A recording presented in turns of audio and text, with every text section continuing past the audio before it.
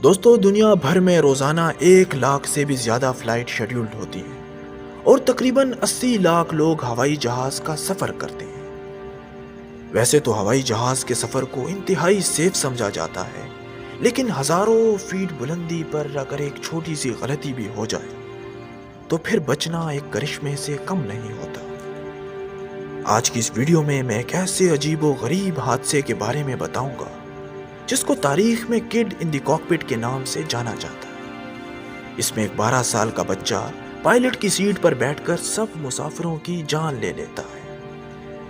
لیکن اس سے پہلے آپ کو بتاتا جاؤں، اگر آپ مزید اس طرح کی حیران کن، انفارمیٹیو اور ہسٹوریکل ویڈیوز دیکھنا چاہتے ہیں تو ہمارے یوٹیوب چینل RZN TV کو سبسکرائب کریں، بیل آئیکن کو بھی پریس کر دیں تاکہ فیوچر میں آنے والی ویڈیوز آپ بآسانی دیکھ سکیں۔ 23 مارچ 1994 رشیا کی ایروفلوٹ فلائٹ 593 ماسکو سے ہانگ کانگ اڑان کے لیے تیار تھی۔ اس رشین جہاز میں 75 لوگ سوار تھے، جس میں 63 لوگ مسافر تھے اور 12 لوگ جہاز کے کریو ممبر۔ مسافروں میں زیادہ تر بزنس مین تھے، ان کا تعلق ہانگ کانگ اور تائیوان سے تھا۔ یہ لوگ رشیا میں اپنے کاروبار کو پھیلانے کے لیے آئے ہوئے تھے اور اب اپنے ملک واپس جا رہے تھے۔ جہاز کے کیپٹن پائلٹ کا نام اینڈرے ڈینلو تھا اور دوسرے پائلٹ کا نام یروسلیو کرودنسکی تھا۔ جہاز کے کاکپٹ میں ایک اور پائلٹ بھی موجود تھا جو کہ فرسٹ آفیسر تھا۔ دوستو کرودنسکی فلائٹ میں اپنے 2 بچوں کو بھی لے کر آیا ہوا تھا، جس میں اس کا ایک 12 سالہ بیٹا اور 16 سالہ بیٹی شامل تھی۔ لڑکے کا نام ایلڈار اور لڑکی کا نام ایانا تھا۔ کرودنسکی ایک انتہائی تجربہ کار اور ماہر پائلٹ تھا اور یہ جہاز بھی صرف 2 سال ہی پرانا تھا۔ فلائٹ بالکل نارمل جا رہی تھی اور تمام مسافر اپنے منزل کے آنے کے انتظار میں تھے اور اپنے پیاروں سے ملنے کے لیے بے چین تھے۔ جہاز کی اڑان بھرنے کے تقریباً 4 گھنٹے بعد جہاز کے کیپٹن اینڈرے ڈینلو نے بریک لینے کا فیصلہ کیا۔ یہ ایک نارمل سی بریک تھی جو ہر پائلٹ فلائٹ کے دوران لیتا ہے۔ کیپٹن ڈینلو کے بریک لینے کے بعد کرودنسکی نے جہاز کا کنٹرول سنبھال لیا اور فرسٹ آفیسر اس کا دوسرا پائلٹ بن گیا۔ دوستو جیسا کہ میں نے آپ کو بتایا کہ کرودنسکی فلائٹ میں اپنے 2 بچوں کو بھی لے کر آیا ہوا تھا۔ اس نے بچوں سے وعدہ کیا تھا کہ وہ کاکپٹ میں اپنے دونوں بچوں کو بلوائے گا اور ان کو دکھائے گا کہ جہاز کیسے اڑتا ہے۔ سو اس نے وعدے کے مطابق دونوں بچوں کو کاکپٹ بلوایا، اپنی بیٹی یانا کو اپنی پائلٹ والی سیٹ پر بٹھایا اور اس کو جہاز کا کنٹرول کالم پکڑنے کو کہا۔ یہ قانون کے خلاف تھا، حالانکہ جہاز آٹو پائلٹ موڈ پہ چل رہا تھا۔ دوستو آٹو پائلٹ کا مطلب یہ ہوتا ہے کہ جہاز کے کنٹرول کو سیٹ کر دیا جاتا ہے اور جہاز کو ہوا میں کنٹرول کرنے کے لیے پائلٹ کی ضرورت نہیں پڑتی۔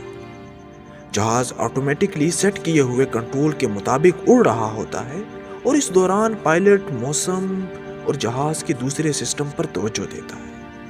یہ جہاز بھی آٹو پائلٹ پر تھا، اس لیے کرودنسکی نے اپنی بیٹی کو بے فکر ہو کر اپنی سیٹ پر بٹھا دیا۔ یانا نے اپنی والد سے پوچھا، کیا میں اس کنٹرول کالم کو ہلا سکتی ہوں؟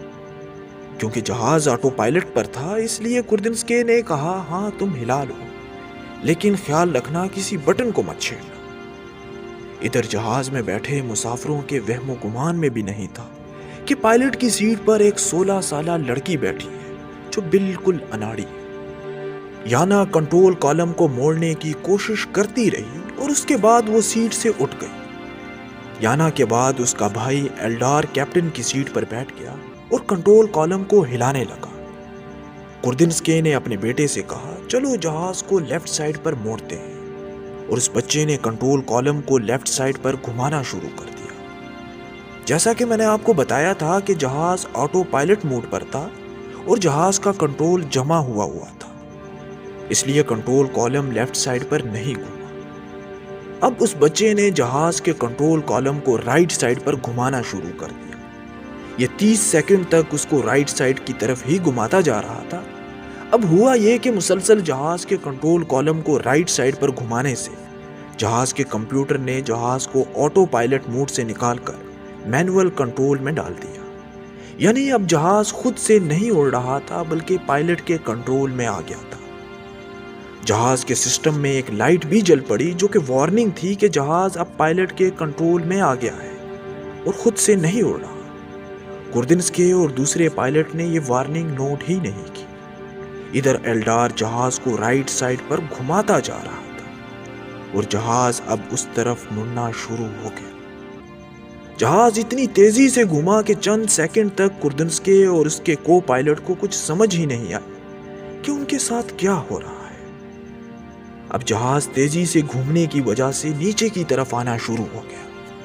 دونوں پائلٹس فوراً خطرے کو بھانپ گئے اور جہاز کو کنٹرول کرنے کی بھرپور کوشش کی، لیکن جہاز انتہائی تیزی سے نیچے کی طرف جا رہا تھا۔ ادھر مسافروں کو احساس ہو گیا کہ جہاز کے ساتھ کچھ غلط ہونے جا رہا ہے۔ دوستو، جہاز بہت تیزی سے زمین کی طرف گر رہا تھا۔ یہ جہاز 1 منٹ میں 14,000 فٹ کی بلندی سے نیچے آ گیا۔ دونوں پائلٹس نے تقریباً 2 منٹ تک جہاز کو کنٹرول کرنے کی بھرپور کوشش کی، لیکن تب تک بہت دیر ہو چکی تھی اور آخر کار جہاز رشیا کے صوبے سائبیریا کے پہاڑوں پر گر کر تباہ ہو گیا۔ افسوسناک طور پر جہاز میں موجود کوئی بھی مسافر زندہ نہ بچ سکا۔ جہاز کے ملبے سے ملنے والے بلیک باکس کی وائس ریکارڈنگ سے کیپٹن اور اس کے بچوں کے درمیان ہونے والی تمام باتیں سنی گئی۔ اس جہاز کے تباہ ہونے کی جب اصل وجہ پتہ چلی تو پوری دنیا حیران ہو گئی تھی کہ جہاز کے کنٹرول کو ایک 12 سالہ بچے کو دے دیا گیا تھا اور اس کا نتیجہ انتہائی بھیانک ثابت ہوا۔ دوستو، اس حادثے کے بارے میں کئی ڈاکومنٹریز بھی بن چکی ہیں جو آپ انٹرنیٹ پر دیکھ سکتے ہیں۔ اس حادثے کو کڈ ان دی کاکپٹ کے نام سے جانا جاتا ہے۔ امید کرتا ہوں کہ آج کی ویڈیو آپ کو پسند آئی ہوگی۔